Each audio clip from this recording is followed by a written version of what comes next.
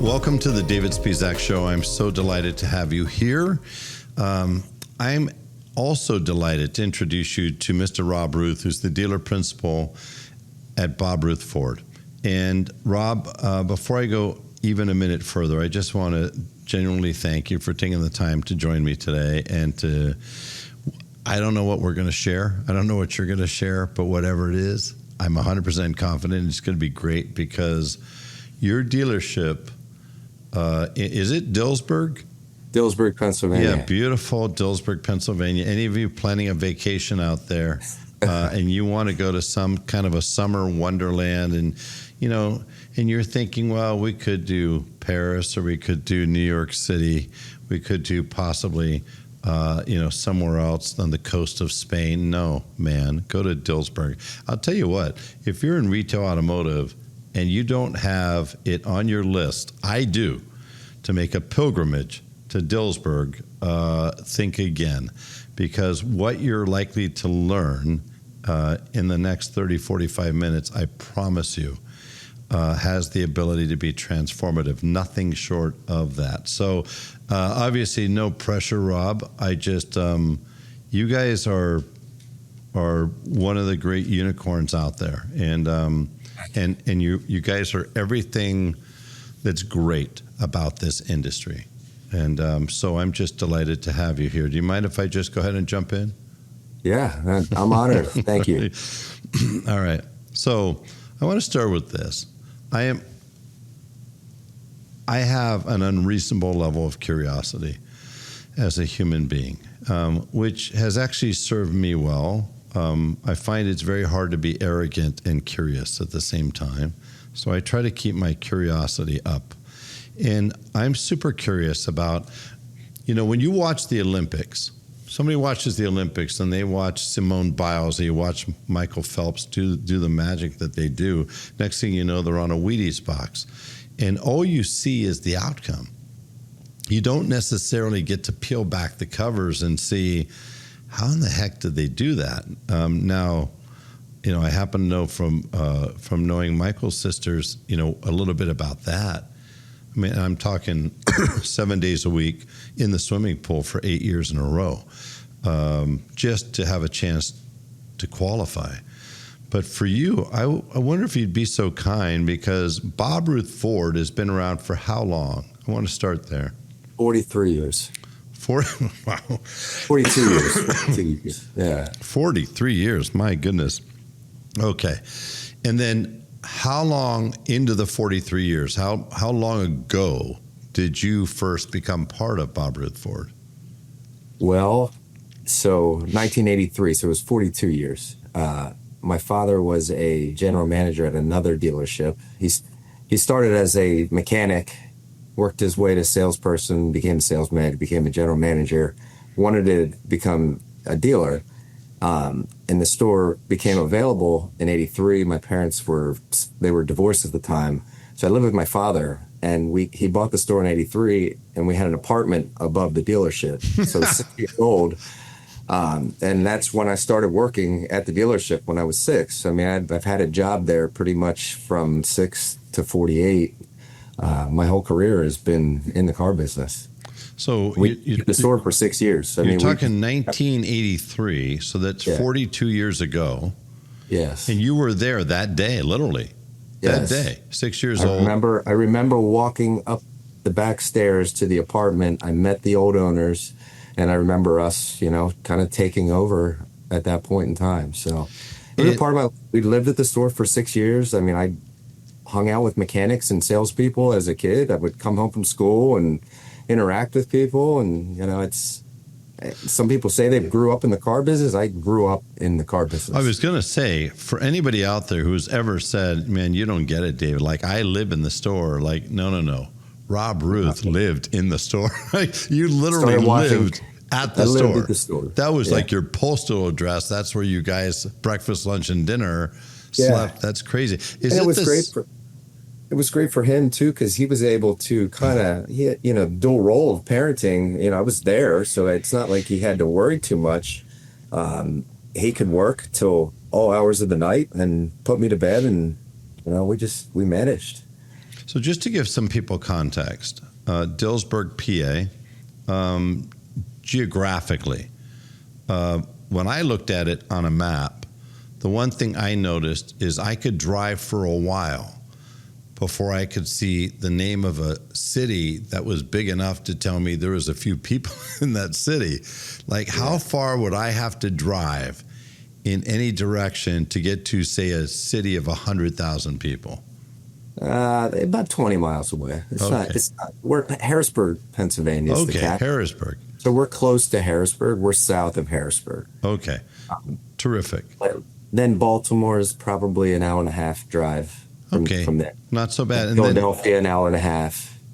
But the town of Dillsburg of 2,900 people is, it's okay. Pretty, yeah. So that shows you that, as is oftentimes the case for everybody listening, you can't trust the internet, because when I looked it up, the internet said there was 2,600. So 2,900 people in Dillsburg. I'm just curious, back in the 80s, was it over 2,000? It's probably around the same. About the same. It just hasn't moved much. Yeah. There's a lot of people in that town that don't really want growth and change, but it's slowly growing. And then are there other dealerships in that city? Not in the town. There was a Chevy dealership up until about 2007. Same town, and they were in business for 90 years. And it's funny, I use that as an example, that they didn't really want to change. They wanted to stay the same, and they're not there anymore. It's kind of a shame. It's crazy how that works, isn't it? I mean, the market, consumers in the market, you could sit there as a business owner, Rob, and say, yeah, you know what? It's my prerogative. It's my business. I could do what I want. You're right. But the consumers in the market don't have to go along with you. That's exactly right.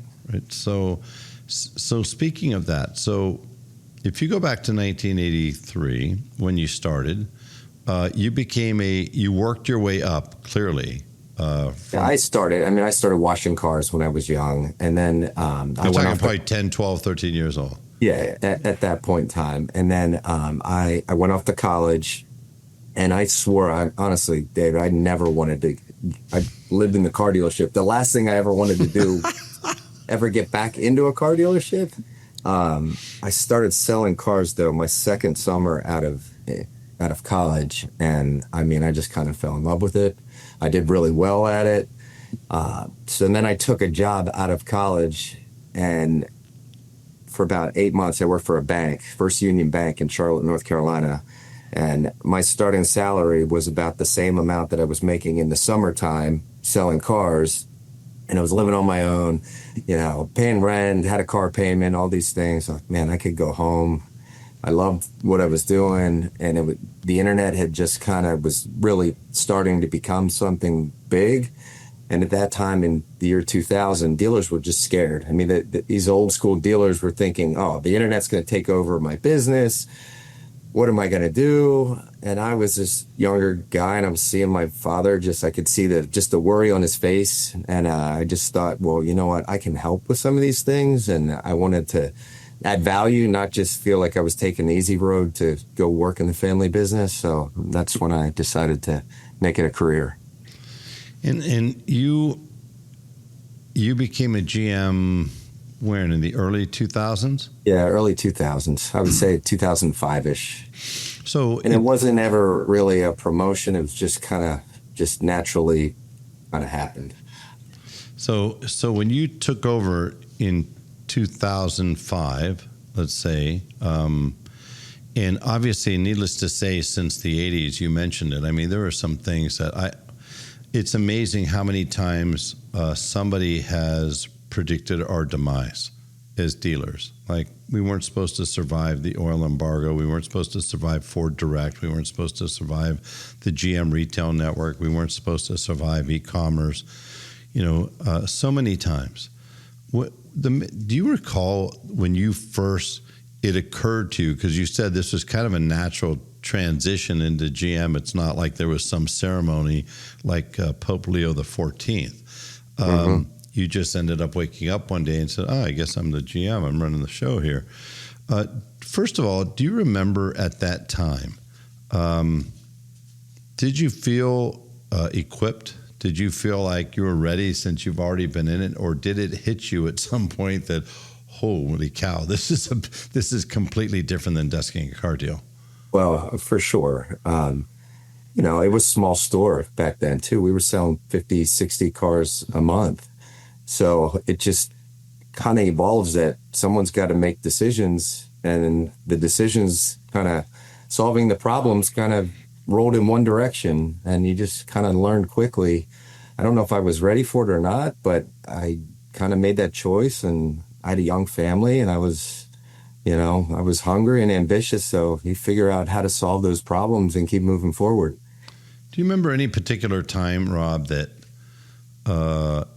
you had a bit of a failure, got punched in the face, unsuspecting something came up and you ended up having something just not go at all the way that you wanted to, and what that was like and what you did to respond to that? I mean, I think we've had hundreds of failures. I mean, I think that's part of the game, David. I think the biggest thing is just learning from them. And, you're not always going to get it right. But you don't want to make that same mistake over and over again. I can't think of one thing. I look back to the COVID thing, and, we were so scared that cars were going to go down in value, and then they kept going up. I mean, we're just like getting rid of inventory so fast, and we should have held on to it. I mean, that to me was like a catastrophic failure. Yeah. But, we learned a lot of things, and, just how to keep turning your inventory and how to do it fast. In the long run, it's helping much more now, where some dealers are really struggling with the market that we're in. Speaking of that, there's much that has evolved, that has changed in our industry. There's a couple things that curiously have not. Over 30 years ago, there was a metric established that we should be doing 1-to-1 used to new. 1-to-1. And I laugh because as I sit here halfway through 2025, the industry is short of that 1-to-1. I mean, 3 decades plus, and we're still chasing 1-to-1. I ran into a dealership last week. One was 0.4, one was 0.5. I run into stores recently where I've had some stores tell me, David, we got better. We got to 1-to-1, or we're at 1.2-to-1. I said, well, that's because your new car volume went down by 30%. It's not like your used cars went up. Yeah. At what point did you recognize, you and your team, did you recognize that used cars was the true opportunity rather than just new cars? Well, I think for me, I think I was fortunate enough to be able to be involved and understand the financial statement at a very young age. And then, my father was big on used cars. He started taking me to the auctions at age of 18. So I started buying and selling cars at a young age. And I realized as I'm getting older and I'm understanding the financial statement, well, the more used cars I sell, man, our service department's growing, our parts department's growing. Wait a minute. Very apparent to me that I had control over this. And then on the flip side with the manufacturer, it's kind of do as we say, here's the program. And then you're competing against so many other dealers for one piece, one franchise of a much smaller market than the used car market. So it like logically, here's a 40 million market that we can sell to anyone, or here's a 17 million market that we have a 10% market share. And which do you want to play? Which do you want to go after? And the 40 million market, no rules, no constraints, no marketing constraints, I mean, it's you unilaterally have control of I tell dealers all the time, I said, I want you to consider something. 2 things. First of all, if you look back over the last 20, 25 years, dealers have only had spectacular new car outcomes when something external positively affected things. So absolutely. So, after the tragedy of 9/11, we had GM introduced 0% financing, first time ever. Sales went up. We had cash for clunkers. Sales went up. We had OEM incentives that allowed us to go from making no money to making over $1 million, and selling more volume, selling from, 12, 13 million cars to 17.5 million. Of course, we had the pandemic. You had a biblical plague. You had a chip shortage, which was by virtue of somebody, making perhaps a little bit of a bonehead decision on chips that every dealer benefited from it. And as of late, it's fears from tariffs, right? Caused a lot of dealers to have another great 1-2 new car months. So I said, think about this. So let's ponder that for a second. In order to have a spectacular month in new cars, first of all, I said, you have to have the right volume of inventory, right? Okay. Who dictates that? OEM. You have to have the right mix of inventory. Who dictates that? The OEM. They have to build the right engines, the right options, right? OEM. They have to have the right programs that's going to make somebody say, I got to get off my couch and go buy something from Bob Ruth Ford. I mean, everything that I have to have in order to have a spectacular month, there's 7 different things I need to have. I only control one. It's my sales team. That's it. And they're a byproduct of those other 6 factors. And I said, well, let's look at those same exact things on used cars. Number of used cars I have in stock, that's up to me. Mix, me. Pricing, me. All of it, reconditioning, merchandising, me. So it's amazing to me, Rob, in 2025, why do you think so many dealers, because it's still the vast, vast majority of dealers are not at 1-to-1, why is it that so many of them continue to do a rinse and repeat, go buy cars at the auction, lose money on every single car, don't get serious about acquisition? I mean, why do they keep doing the same thing over and over? I don't understand. I don't understand, David. It makes no sense to me. Buying and selling used cars, like you said, you have control over it. It's fun. You can be a real business person. You can operate it how you want to operate it. I can't answer that question. And honestly, I hope I feel like we're at a little bit of a competitive advantage there. So I don't want to say I hope it stays that way, but I'm not going to. But it is crazy if you think about it. You're sitting here in the great giant metropolis of Dillsburg, right? And I mean, how many used cars did you guys sell last month, Rob? 356. Have a nice day, everybody. By the way, how many new did we sell? 55. Okay, so we have just maybe an 8-to-1. Everybody's trying to get to. Everybody's bragging about 1-to-1. You're at 8-to-1. And by the way, how long have you guys been selling at least 200 used cars? How many years? 5-6 years. 5-6 years. Okay, and for all intents and purposes, you still have the competition doing what they do. Jim Rohn, the great speaker, I had the opportunity, obviously, to see him a number of times. And one time I was talking about my store, when we made, 12 million, 15 million, 20 million, 25 million, 30 million, 29.5 million. And I said, thought about, writing a book at some point, but don't know if I want everybody to have those kind of the how-to, the secrets. He said, David, let me tell you something. Only 10% will even read the book. 10% who read the book will finish the book, and 10% of those will do anything with it. You don't have anything to worry about, trust me. So it's almost like you could literally say, here's how I did it, and 90% of the industry just wouldn't do anything. They wouldn't even take it seriously. How did you grow? And not to give any secrets away, I mean, did you grow primarily, Rob, from selling 50, 60, 80 used cars to 200, 300, predominantly leveraging auctions, or was it trade-ins? Was it acquisitions? Well, prior to COVID, it was significantly auction. I would say 85% of our inventory in the auction. Then COVID happened, and the auctions we all know what happened there. We couldn't touch cars at the auction. And we have this machine that is built for volume, the company, and all of a sudden now we have no new cars to sell, and we can't get inventory used cars to sell. So we had to be creative, and it started. We started our buying center at that point in time, and it started from a panic of not having inventory. What are we going to do? People need to eat. I just started reaching out to people on Facebook and Auto Trader myself. One day on my phone, the first day, I bought 5 cars just from messaging people on Facebook. And then I did it again the next day. And I kind of said, guys, we got something here. There's something that we can do here, and I'm not going to be able to do it every day.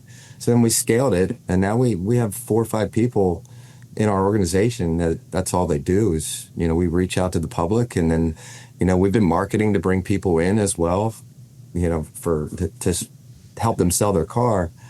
But we've took that from 0 to over 200 cars a month that we're buying from the public. Wow. At this.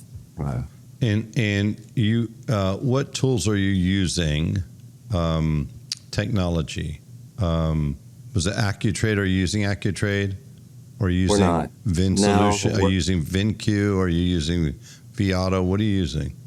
I mean, honestly, that is more of just a relationship of our people reaching out, and then we have a team that just appraises cars all day. I mean, we need speed because we can't continue to scale that. We need some sort of technology that can help us just with a good value, but we have people that put the actual value on the car to the consumer. So the number one thing that you would give credit to would be just the relationships. Yeah. We look at it, David, it's not that we're just buying cars. We help you sell your car easier, faster, more efficient than you can do from the general public. And if you look at Carvana or CarMax, you get to deal with a local company with real people that you like and trust that have been here for 40 plus years. So we just try to make that real easy for someone to transact with us versus going to any other source. If I was to transact with you, so somebody from your store reaches out to me. I share with dealers all the time that one of the challenges we have in our industry is that if I asked 100 people whether they had confidence, faith, trust in Carvana or CarMax's appraisal system, pretty close to 100 would say yes, affirmative, I do. I ask 100 people the same question about the average dealer's appraisal process, and you'd be hard-pressed to get 10 or 15 to say that they believe they have trust in that appraisal system. What's the difference in order for dealers to level up? Because you're saying something really important out here, is you're saying it's really about local, it's about leveraging the relationships, leveraging the history of the store. If you're a typical dealer out there and you want to start putting your toes in the water seriously and having a buying center and being able to acquire cars off the curb, we do know that if you're going to compete with them, fast, transparent, seamless, easy, those all have to be in play, right, Rob? Mm-hmm. Absolutely. So if somebody's to reach out right now to a prospective person looking to potentially sell their car, how easy is it at your store? What does that process look like? Well, I mean, first of all, we do all your state registration, like Carvana and CarMax would do that. But if you sell to just a private sale, I mean, it's not an easy process, and you don't know who you're going to deal with. So that's one advantage dealing with a dealer. Our money's good. We take the pain away from dealing with all of your paperwork, et cetera. And we also, we tend to go to the customer, so we don't make them come to us. We just try to make it very convenient and efficient for people. And also you're dealing with a person, not just a number that you're getting from Carvana. And there's horror stories there. I mean, there's a lack of trust in big companies too. And I don't think it's all sunshine and roses with these big companies. I agree. Real people with real reviews, and I think that's our competitive advantage, just that relationship that you can build with somebody. Why are they trying to sell their car? What's the reason that you're trying to do it on your own? And then solving that problem for them and showing them what benefit you can give them. Should dealers today seriously consider sight unseen appraisals, Rob? Absolutely. Tell me why. Dealers that say, I'm not going to do that. You got to come in and no. You got to come in and bring your car in. I got to look at it. I would ask them, how much time do you have to go to a dealership? If someone said to you, hey, I'll give you a number, but you have to come into the store, how many of them would have the time to do that? Yeah. Or would want to do that? I wouldn't want to do it. And everybody I would talk to, no, that seems unreasonable. If someone can do it for me without having to go into a dealership and waste my time, why wouldn't I take advantage of this versus that? So how are you able to generate sight unseen? Is it just somebody getting on the phone and getting the information, and then they're able to just deliver that? And the same thing on internet leads? Yeah, absolutely. That's and it. then we'll inspect the car before we do a final. But 98% of the time, there's not an issue. Wow. And then how many sight unseens do you think you're doing probably in a month? 1,500 to 1,500. Oh, yeah. Wow. Yeah. Wow. This episode is brought to you by VinQ. The most innovative and successful dealers in the country say it's time to move to VinQ. Find out why. Go to VinQ.com. Great. So, all right. So what do you see in terms of have you seen any shift? I mean, it seems like every time we think the ground's under our feet going to settle a little bit, something else moves, right? And the latest thing is obviously tariffs. Now, you're in a very good position for a couple reasons. You're 8-1 used to new. The second reason, though, is your franchise, Ford, is predominantly built in the United States. So that's really not much of a challenge, I wouldn't think, for you. But on the used car side of the ball, it just seems like it is getting more and more hyper competitive. CarMax and Carvana are in the best financial shape they've been in probably ever. And obviously they need to continue to feed the beast. And we have more and more people that are starting to at least make an effort to acquire cars. Not in your area of the country as much, but around the country. So I hear from a lot of dealers, Rob, that the used car market is hot and that it's likely to stay hot from now through the end of the year. Do you agree with that? Mm-hmm. Absolutely.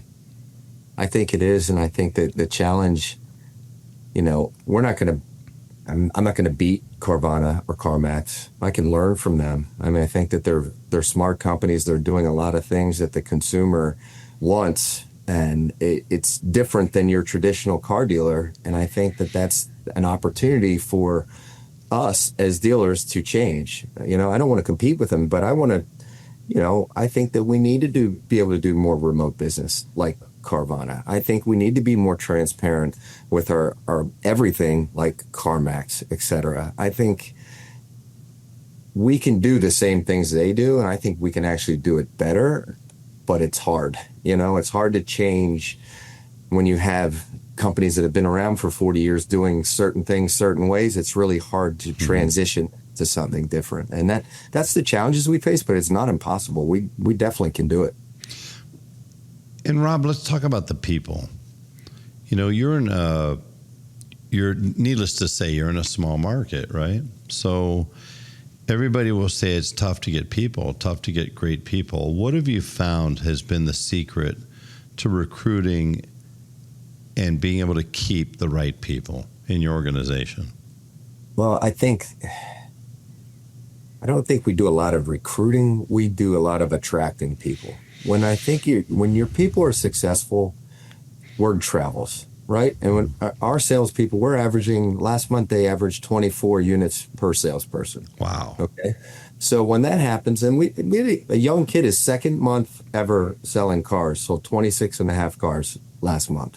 Now that makes me just really proud. He's a young kid, actually knew his parents years ago, came out of the military, had some sales experience, and they reached out to me. I'm like, you know what? Absolutely. Let's give this a try. He just wanted an opportunity to make money and he had goals, and 26 and a half cars is his second month selling cars. Okay. I think that when you have stories like that, you're going to attract more people like that. And that's what helps us for sure. We've got a great group of people. We're all aligned. I try to really make sure that as a team that we all have the same goals. Our comp plans are working towards the same thing, that we don't have silos within the dealership. and it certainly helps our culture, and it certainly helps us attract good talent and people that want to be a part of that. Rob, recently you've had a couple big milestones on the family side, on the personal side. Can we? Is it okay if I touch on that? Yeah, sure. Okay, so kind of exciting times in the Ruth household. Yeah. So for one, you became a grandfather. I did. Right? About 2 weeks ago. Yep. First time?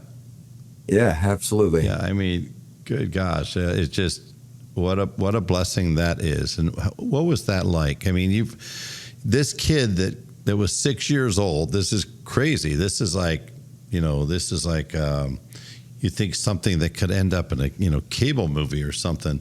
But this kid that grew up literally in the dealership, on top of the store, grows up in the store, ends up running the store, ends up buying the store, and now you watch your kids grow up, and now kind of full circle. Now your daughter, it's your daughter, right? A daughter, yeah. Just had a little one. So what's that like for you? It's exciting. She came into my wife had her when she was 18. So I met my daughter Alexis when she was 4. And, so I was a young parent. I had a ready-made family. I was a young parent, which certainly it helps with motivation at times when you're young. And she's just, she's been great, man. She's worked in the store when she was 15. She started washing cars. Then she was a porter, and she moved into marketing. And then she's worked in our buying center, doing what oh my gosh. Wow. So, it's been really exciting. And her fiance works at the store too. So we kind of have, like a Bob Ruth Ford baby that just came about. So, yeah. Any chance they'll be living above the store, Rob? I certainly hope not. Oh my gosh, that's awesome, Rob. Yeah. When you think about you mentioned your dad started the store back in '83, and so as you look back, you think about where you are now, full circle, and you mentioned your dad passed away about 8 years ago, right? 2017. What are some of the maybe 1 or 2 lessons that he passed along to you, or just things? Maybe it was his attributes, maybe it's his personality, his approach, his way with people. What kind of lives on in Bob Ruth Ford and in Rob Ruth in terms of because of what your dad passed along to you? Well, he was the American dream. I mean, he grew up. His father passed away at a very young age, so he grew up with a single mother, very poor. The car business kind of was an opportunity for him. He has always taught me, hard work pays off. And one thing I think that has really helped me, and I think with our team, is just it's not going to be handed to you. You're going to have to work for it, but if you work for it, there's going to be opportunities there. And I think that spirit still remains in our store. And the second thing is, he was just great with people. Anywhere he went, he just could develop a relationship with somebody so quick, and people loved him. And that his spirit is definitely in our store every day. And, we all loved him, and that was a hard loss. He was a mentor. He taught me a lot, but, I feel that we're doing a good thing for his to keep him there. And now that you're in that position, you're the mentor, right? It's like the student becomes the master, the student becomes the teacher, right? All of a sudden, you're Yoda in Bob Ruth, right? You're the one that everybody comes to. What have you enjoyed about that role? About shifting into that role where you now find yourself as the person, you're the final straw on everything, right? Yeah, in terms of every decision, thinking about the future and people decisions and everything else. What has been a revelation, exciting, or kind of just something that you've noticed that since you now are in that role, where you are many people's mentors. What have you enjoyed about that? I've always felt blessed because I saw opportunity, and I feel blessed to have the opportunity that I am, but it feels 10 times better to even give those opportunities to other people too. And watching, just like that young person that, okay, we gave him an opportunity, he's successful. Watching some of, I've had people that I hired in recon that are now GSM type roles. That to me feels really good, and it's rewarding, and it's 10 times better than just that trying to chase something for yourself. You've said the word opportunity multiple times. You touched on the work ethic, which people a lot of times these days lament that we don't have the work ethic we used to. The young people don't have the work ethic we used to. I don't know. I mean, I certainly understand where that comes from personally, but I mean, I've been fortunate enough to be around a lot of young people that have the hustle, have the grind, they want it. What do you think defines that in people? I mean, when you think about this young person you just hired, and he didn't just come out and sell 8, 10, 12. I mean, to sell 12 cars, let's be honest. If the dude sold 12 cars in the first month, you would have went, yeah, pretty good. Right. Pretty good. But clearly it's not true. There are people out there that have focus, have objectives. You mentioned he had goals. Is there anything in particular you look for in people, Rob, that gives you an indication they've got something? Well, I think you said it right there. I like people that have goals. I like people that want to accomplish something and want to grow and want to see themselves 5 years from now in a different position. I think young people today, I think the brightest can be. I think that they bring things to the table that I certainly don't, and you probably don't. I don't. I just think that they're different. They're not bad. They're just different. I love that you said that. I think that they need a lot more coaching and guidance than we were ever given. And I think that we as dealers just need to recognize that and put things in place, that there's structure, there's discipline, there's a roadmap to follow to reach your goals, versus old school car dealerships. Well, the strong will survive, and that's good to a point, but this younger generation needs the instruction manual, exactly how to do it and what I need to do. And I think they just need, a good, strong accountability. And if they have goals and that they know if they do follow this path, that it's going to lead them to success. I feel blessed. We have a lot of young people, and I think the world of them. And I can see myself in them, and it's fun to coach and mentor and bring them through the ranks. I love the way you put that. First of all, I was just sharing with somebody, I don't like particularly shopping or going to malls, but I am curious. I'm fascinated by psychology and why people do what they do. And it's interesting to me how you can go to any mall in any big city and you can count on a couple things. One, no parking places, right? No parking place. I mean, you have to drive up and down to find a parking place. You think, man, this thing is just absolutely blowing up. But then you walk in any store in the mall and there's nobody in line to buy anything. It's like, can you reconcile those two? It's like, it doesn't make sense. And then you think, okay, but here's the rub. You don't have people walking. When I go to a store, I know exactly what I want to buy. I go in, I find it, I buy it, I leave. That's it. Yeah. I see people at a mall will wander around. I think they'll wander around for 2, 3, 4 hours in a day, and they have nothing in particular in mind to buy. So when you don't know what you're going to buy in a mall, that's the wrong place to be, because you're just going to be wandering. And I think that's a little bit analogous to what you're talking about. When we have people that don't have intentionality, they don't have goals, they don't have a purpose, they don't have a why. I mean, think about it. A lot of people that are 20, you always hear about the importance, the power of having a why. What's your why? Well, I don't know. I'm 19. I'm 22. I don't have a why, right? I don't have kids. I'm not married. I don't have a partner. But when you run into somebody that has a goal, where they know they want to go somewhere, and no pun intended, that position you just gave them was a vehicle to potentially get there. Exactly. Get out of their way, right? All you got to do is try to spend some time, develop them, and then get out of their way. When I was a kid, Rob, I would gather that most cars, not all, like I'm thinking about when I was a kid, I mean, probably half the cars that were around probably didn't have 150 horsepower or something, 200 horsepower. I mean, they were just, right, more about the same horsepower as a golf cart, for God's sakes.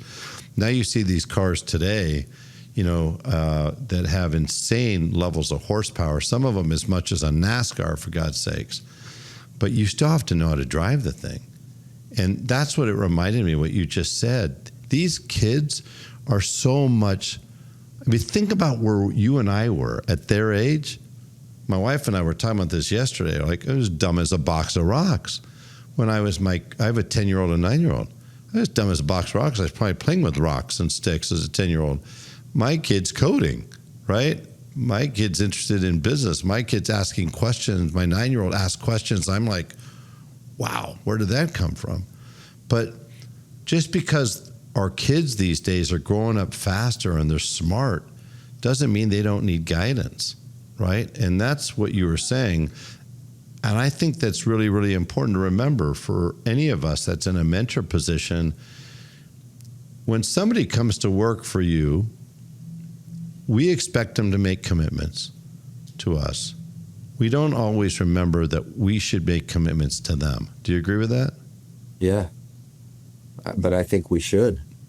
I mean, we need to impart leadership, teach them how they could take this great brain of theirs and do something wonderful with it.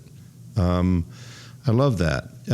And then the other thing I really liked about the opportunity, I think too oftentimes social media focuses on a thing, right? You got some kid standing in front of a rented Lamborghini or something, or here I'm so-and-so, I'm in Bora Bora, I'm here. And what you've said many times in this conversation is really powerful. What you want is opportunities. What you want is a chance to have an opportunity to grow, an opportunity to be developed, an opportunity to chase your goals. And what your dad gave you at the end of the day was an opportunity. I'm sure he didn't say, hey, this is all going to be yours. In fact, you acquired that dealership, right? Yeah. Can you talk about that a little bit? But I missed what you just said. Just about your dad, what he gave you was an opportunity. He didn't say, here's something for nothing. He just said, I will give you an opportunity. Now it's up to you. And you ended up buying that store that you grew up in. True? 100%. I appreciate that opportunity much more for the way that he did it than if it was just handed to me. Mm-hmm. And I'm not going to lie, there was times I wish it was like, come on, Dad. Come on, Dad. I'm the only guy here. Boy, what the heck? But honestly, he knew that. I think he knew that he put me through the ranks. He made me go through all these things. First of all, now, in the role that I'm in now, I can relate with people that are I've been a finance manager, I've been a desk manager, I've been a sales manager, I've worked as the service manager, the parts manager for a short period of time. Having to go through those things and then actually having to go all in and, to buy the company makes me appreciate it 10 times more than it was something that was just handed to me. He gave me the opportunity. I don't know what I would have done if I didn't do that. I don't want to say that I wouldn't have been successful, but I don't know. And I love what I do. I have an opportunity to help a lot of people, help a lot of clients, and I just try to make the most of it with that. And I like people on my team that want to be in my role someday. Does that make sense? 100%. Let's wrap up with this. Two of my favorite words in the world are what's next. Because anytime you hear those words, it kind of puts your brain in a different place. It forces you to kind of, okay, what is my next goal? What is my next objective?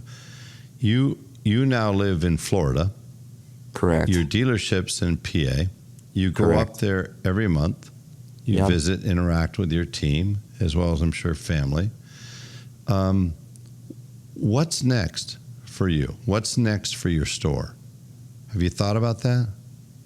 Well, yeah, I think about that every day, David. And you know, we're a 42-year-old company, but we act like a startup because I bought the store in 2019, and then COVID happened, and then we got shut down, and the world went crazy, and like, you know, we just had to regroup and kind of start over again. You know, we in the past year we grew 40%. You know, we're our vision is 1,000 cars a month at this point in time. And I know we're going to get there. I just don't know if it's going to be at just the one store or we're going to acquire another store, but we're just going to keep moving. I mean, that's really what it's at right now. In order to get there, you got to feed the beast. Yeah. You're no different than Carvana or CarMax. In fact, Right. you are Carvana and CarMax. You are CarMax in your market area. You really are, right? You are the market leader in terms of acquisitions, in terms of buying center, in terms of process, in terms of used to new ratio. It's interesting, and so like them, you got to feed the beast. So, your acquisition methods, do you find that they are continuing to expand, or is part of what's next looking for new and different ways to be able to go out and be able to feed that buying center and acquire more cars? Absolutely.